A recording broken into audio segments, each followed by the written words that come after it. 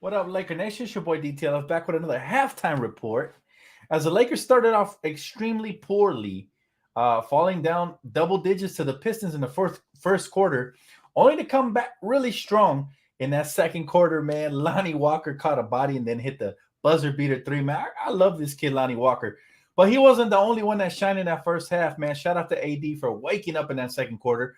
He had a very slow start as well as the rest of the roster.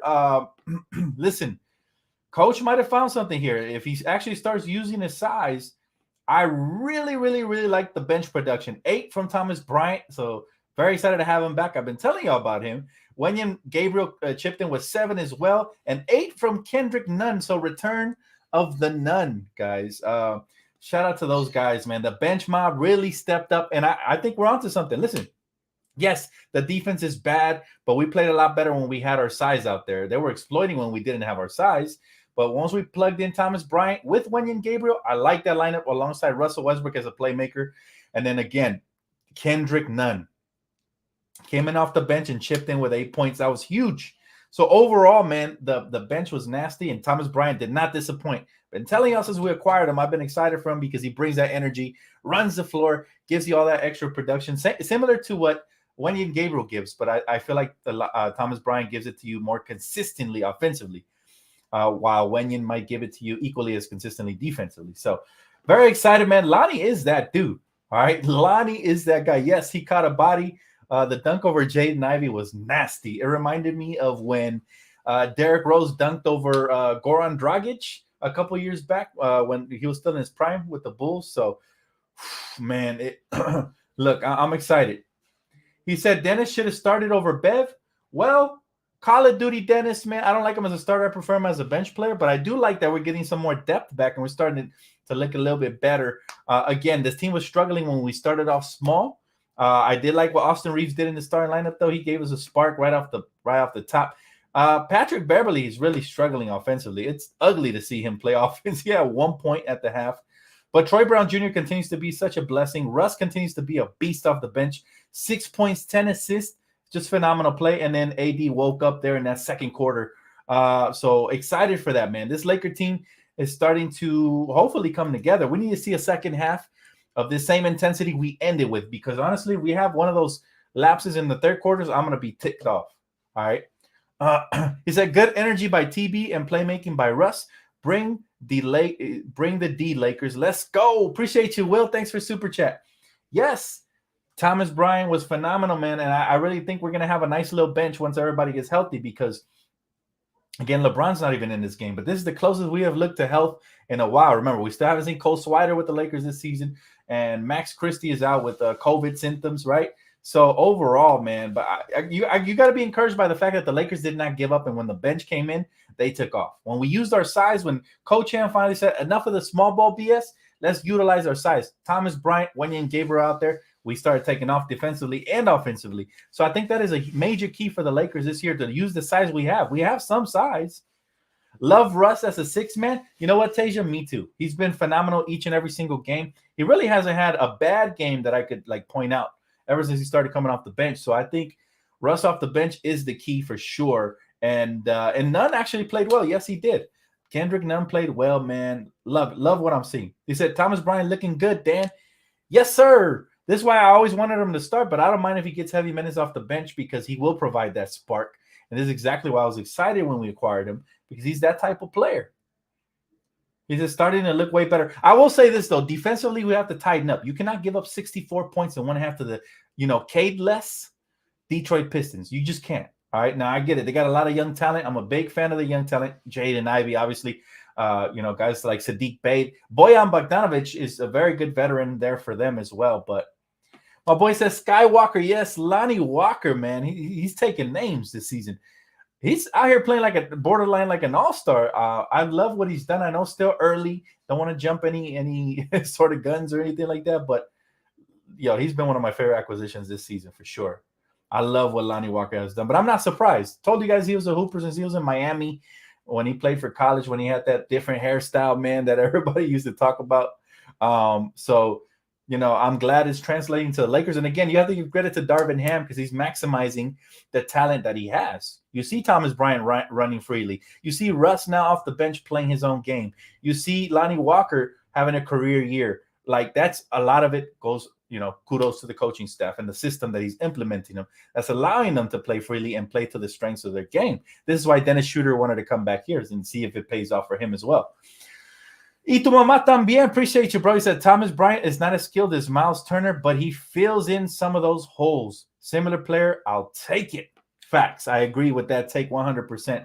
Definitely not the same player, but he does fill in. At least he checks off on the hustle category, the rebounding, the finishing. He finishes well around the basket, and he has a very high motor. So, yes, you got to love what Thomas Bryant is going to bring to this team. And if he gets consistent minutes, I think he can give you this consistent effort.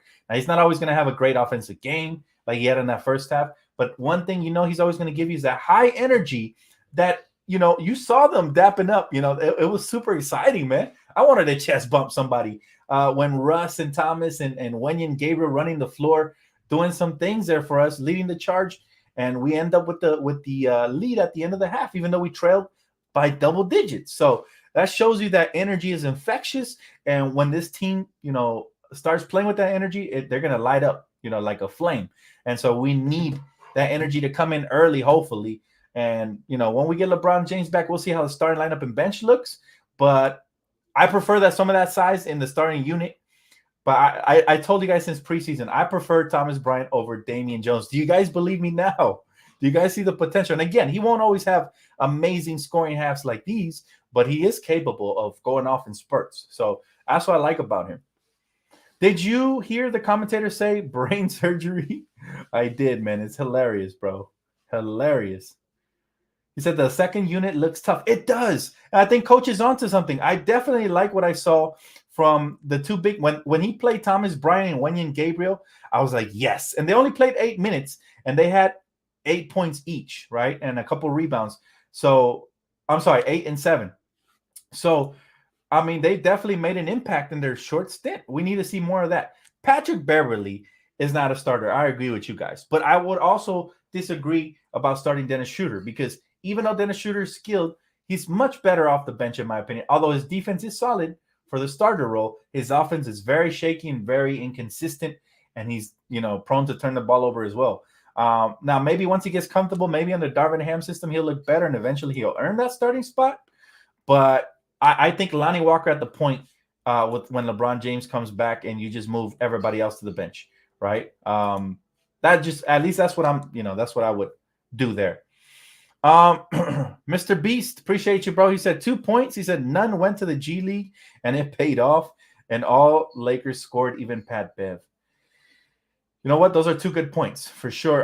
None at the G League definitely pays off. Sometimes these players just need to get more run and get comfortable. And we do have to factor in the fact that he is coming off of a major injury, right? He's been out for a long time. So hopefully once he gets comfortable, he can start producing consistently, because that would be a huge spark off the bench. Although I need to see more before I'm sold on this. But all the Lakers scoring, again, that energy that just infused by plugging in those bigs who can run the floor and play some defense was huge. But I like the fact that they came out with energy and didn't hang their heads when they went down 13, 14 points. And they kept chipping at it, and now we have a 4-point lead at the half. Here's the key for the second half, however. We got to turn it down on the turnovers, because, my goodness, man, those turnovers are not kind to us.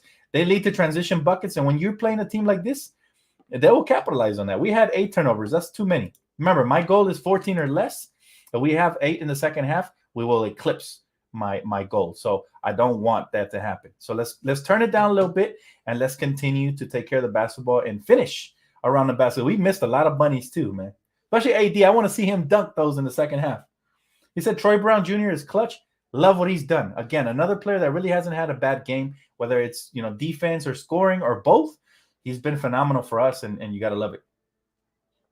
He said, Dan, Lonnie needs that bag. We got to lock him up. I agree, Reg. We cannot allow what happened with Malik Monk, because I do feel like Lonnie is a better player. As much as I love Malik Monk, I feel like Lonnie Walker plays solid defense.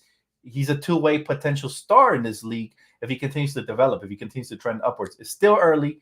Don't want to call him a star yet, but I'm saying he definitely has the tools, and his shot has gotten better, as you can see. So Yeah, Lonnie Walker is that dude, and that's why I was shocked. Remember when the Spurs let him go and we acquired him? I was shocked. I was like, "Whoa! I did not expect this." Even though we have a lot of guards, I was excited about it. So he's that dude. Maurice, appreciate you, bro. He said, "Yo, Austin Reeves as a point guard don't sound too bad. I'm just saying." I like him. My favorite thing about him is his hustle. No matter what position you play him in, you know he's going to give you maximum effort. He's crashing the glass for second chance rebounds. He's making the right passes. He's finishing around the basket, doing the right thing. So I'm a big Austin Reeves fan, whether he starts to come off the bench. But I feel like when LeBron comes back, starting him is your best bet because starter Reeves just has great chemistry with AD, LeBron, and the rest of the crew, right? And he's a player that he don't need to put in a lot of numbers to be effective. His defense, his hustle, his basketball IQ is high. So I love me some Austin Reeves, and I agree, bro. I wouldn't mind playing him at point, shooting guard, small forward, or whatever. Angel said LeBron is soft for sitting out. Angel is pissed off. He's in my league, by the way, and I read this and decided to ignore the comment, but I'll read it now. He said LeBron is soft for sitting out. I don't care how old he is. He had a week off. Kobe played through a torn rotator cuff. I guess I'm spoiled. Yeah, we're definitely spoiled, bro. We hold Kobe and LeBron to different standards because Kobe did it for 20 years here. And I will say, LeBron James is really, really old, and usually players at that age don't play at such a high level that he's continued to play. So I'm going to give him a pass. However, you have to wonder if him sitting out is because they undermine the Pistons or because he really is still hurt. So that's the only thing I will say about that. I do appreciate you, bro. Thanks for the super chat. My guy, Jose Ortiz says, rather have Philly cheese waiters over Pat. Look, I tweeted this out there in the game. Is there any way that we can get our trade back? Because honestly, I prefer THT and Stanley Johnson over Pat. Pat hasn't given us much. He'll give you a steal or a block or something important a game here and there, but he's not knocking down shots. He's turning the ball over. On the offensive end, he's giving you bagels, man. So, I still dread that trade, and I hope he makes me eat my words at some point. But as of right now, I was right about Patrick Beverley as far as me not being as excited as the rest were. But again, I'm rooting for him. He's a Laker, so I hope that eventually he can start knocking down those shots, and he could play similar to how he played on the Timberwolves, where he was semi-impactful on the offensive end and then a full-time defensive player. So let's see what happens there. He's still got time. It's still early, but you're right, man. I think if I could resend that trade, I definitely would, because Stanley Johnson by himself was giving us more production than what Patrick Beverley has on both ends of the floor last year. So that's just the honest truth. He said trading Taylor was the right thing to do. Honestly, I don't like the fact that we traded Stanley along with him, though. That's what I'm saying. It's one thing if we would have just gave up THT, who, by the way, I'm still a fan of. But we gave up a very important rotation piece, and that was Stanley Johnson. I would have loved to see him in this offense, right, to see how that goes. But anyways, guys, thank you so much. I'll see you guys here for the post-game recap. Hopefully we don't have a crappy third quarter, one of those signature crappy third quarters. Game's about to start. So I'll see you guys for the post-game recap. Peace.